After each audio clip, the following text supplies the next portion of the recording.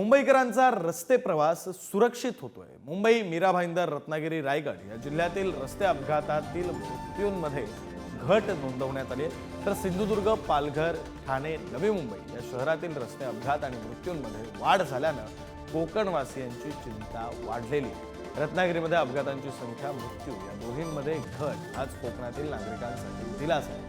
मुंबईत रस्ते अपघातात मृत्युमुखी पडणाऱ्या नागरिकांची संख्या घटली आहे। वर्ष 2023 मध्ये 2309 रस्ते अपघातात 353 जणांनी जीव गमावला होता, तर वर्ष 2024 मध्ये घट झाली आहे। 2319 अपघातात 299 जणांचा मृत्यू झाला। मुंबईत अपघात टाळण्यासाठी विविध उपाययोजना आखल्यामुळे अपघात संख्येत घट झाली।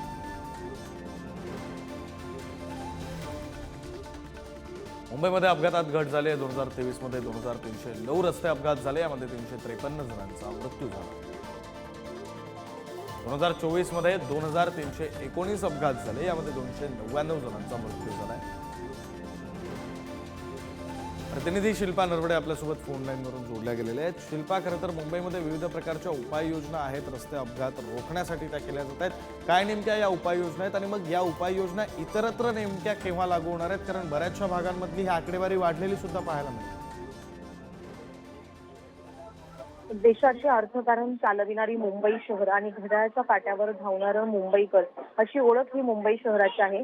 मात्र मुंबईकरांचा रस्ते प्रवास सुरक्षित होत असल्याचं सध्या पाहायला मिळतंय। मुंबई, मीरा भाईंदर, रत्नागिरी आणि रायगड या जिल्ह्यातील रस्ते अपघात नोंदविण्यात आलेली आहे आणि तशी माहिती देखील समोर आली आहे। सिंधुदुर्ग, पालघर, ठाणे आणि नवी मुंबई या शहरातील रस्ते अपघात आणि मृत्यूमध्ये वाढ झाल्याने कोकणवासियांची चिंता वाढली आहे। तर दुसरीकडे रत्नागिरीमध्ये अपघातांची संख्या आणि मृत्यू या दोन्हींमध्ये घट हाच कोकणातील नागरिकांसाठी खऱ्या अर्थाने दिलासा आहे। मुंबईमध्ये जर पाहिलं तर रस्ते अपघातात मृत्युमुखी पडणाऱ्या नागरिकांची संख्या घटत चाललेली आहे। 2023 मध्ये 2309 रस्ते अपघातात 353 जणांनी जीव गमावलेला होता। मात्र 2024 मध्ये घट झालेली पाहायला मिळते। 2319 अपघातात 299 जणांचा मृत्यू झाला आहे। मुंबईत अपघात टाळण्यासाठी विविध उपाययोजना आखल्यामुळे अपघात संख्येत घट झाल्याची माहिती समोर येत आहे आणि दिवसेंदिवस ही घट अशीच होत राहणार असल्याची सध्या माहिती मिळत आहे।